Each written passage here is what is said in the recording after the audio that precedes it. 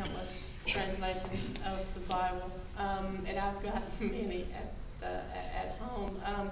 When you look at the Bible, though, when you look at the various translations, there are two things you have to look at. One is if the meaning of the verse changed by the way they interpreted it.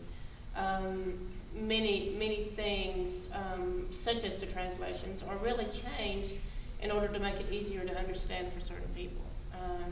Some people don't read the Old King James because they're not into the thous and these, but they can do the.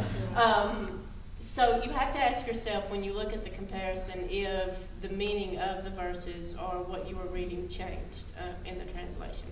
And then what also you have to look at is, does the meaning coincide with the original Greek and Hebrew? We translated from Greek and Hebrew to English, so obviously we could understand it. But when you look back at the original language, has the translation and meaning changed? And if it has, the only thing you have to go by and be confident in the meaning is obviously the original language with the Greek and Hebrew, because that's who wrote it. I think my husband and I were talking yesterday about, what is the word, Jehovah? Yeah, and Yahweh. How it's supposed to be Yahweh, and Jehovah and Yahweh is different, because it was a Greek created No, it was Jehovah. Hebrew. No, the German. German, From what I was sorry. taught, it was originally Hebrew, or Hebrew letters knitted together, and they made Yahweh, which means I am that I am. And then a German, somewhat of another guy, translated it, and the letters changed into the German sound, and it got into Jehovah somewhat. Would you agree with that? Or? Well, when you're talking about translating into different languages, when we travel the world, what we would consider or what we call one thing is completely different in another language. Again, you look at when it's translated to that language, does it mean the same thing? And that's really the basis of it, not what it sounds like or what the meaning is, or so to speak. Because, you could go to France and have the same meaning of house in two different languages, and one may define it as a dwelling and one may define it as a structure. But does the meaning change, is the question. Now, as well in the Qur'an as well, there are, from what I understand, there's different interpretations. You have Yusuf Ali, Mullah Muhammad Ali, and different ones interpret certain words quite differently. Would you say that those are different versions of the Qur'an as well? No. I would say they're different translations. Okay. By different translators. Different versions, to me, would mean different systems of what's in it and what's left out.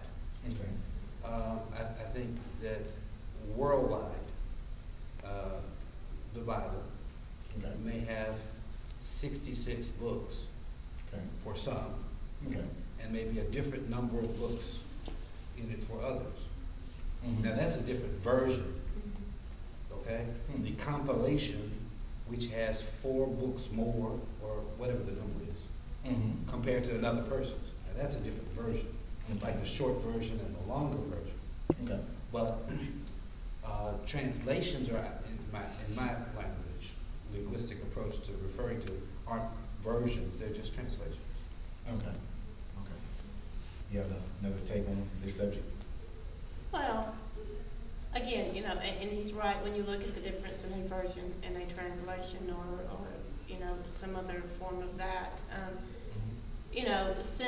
A simple explanation or a simple example would be, when I went to the bookstore the other day and bought a book, I considered buying the audio tapes or the CDs, because I'm always in my vehicle. But when you flip over the back and you look, it calls it the abridged version. I wanted the complete version of the book. So when you're talking about an abridged version, they left something out.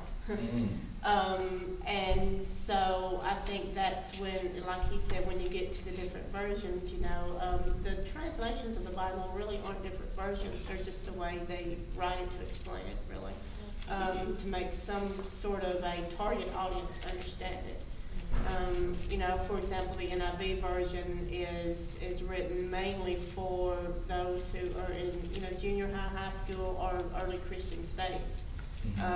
You know, you don't want to give a new Christian who is just converted to Christianity the old King James and go, here you go, read.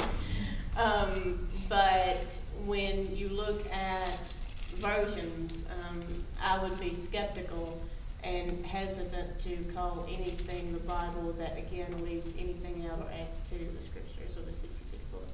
Okay, what about, is it Jehovah's Witness, so they have like 3 or 4 extra? They're still, because technically they are Christians, although Christians don't want to accept them. Well, that's debatable in and Now, of itself. where are those books, those extra books that are in the so-called Jehovah's Witness Bible? Where are those extra books coming from? That they have? Well, you would have to ask a Jehovah's Witness. Oh, okay. You know, but because it's the Bible, but with those additions. The Catholicism, for example, has additional books as well. Right. But again, you go back to the book in the tape version. Well, the tape is the book, but there's something left out.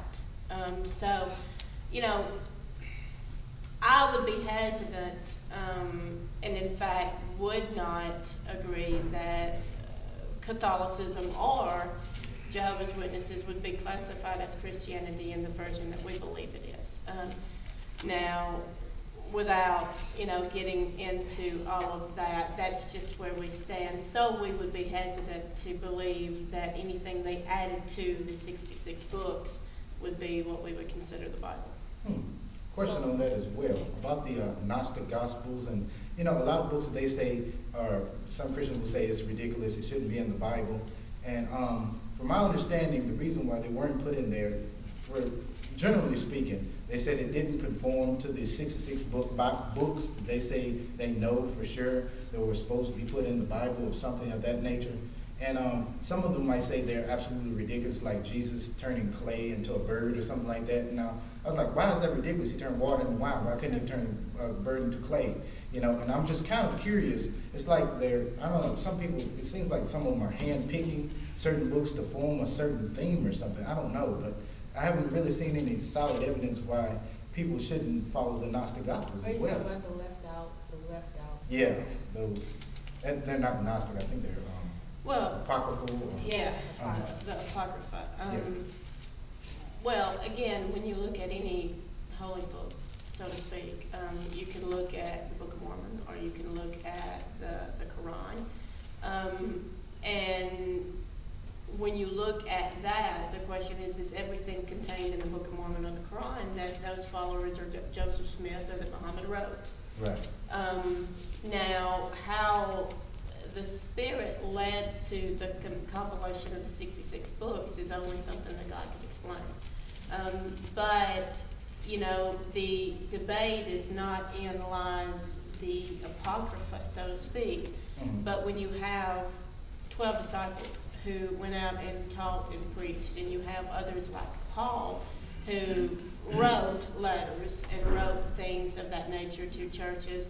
We obviously did not include every letter Paul wrote or everything that Peter wrote, but by the Spirit's leading, it compiled the 66 books. So it's not something that we would look at and say, well, just in addition to the Apocrypha, we didn't include this letter or that letter or anything else. But it would be impossible virtually to include everything those followers and believers and preachers taught or wrote. Okay, go ahead.